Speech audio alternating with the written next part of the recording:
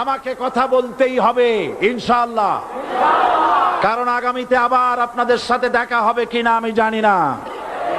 কথা বলতেই হবে। বিড়ালের মতো 500 বছর বেঁচে থাকার কোনো লাভ নাই।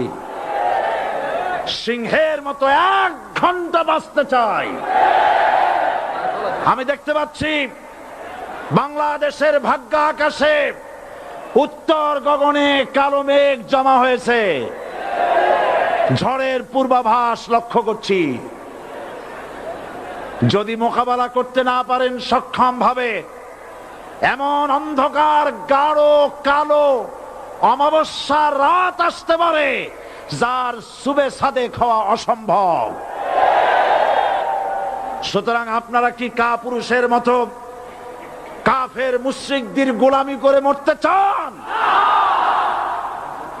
বিড়ালের মতো 500 বছর বেঁচে থাকার কোনো লাভ নাই।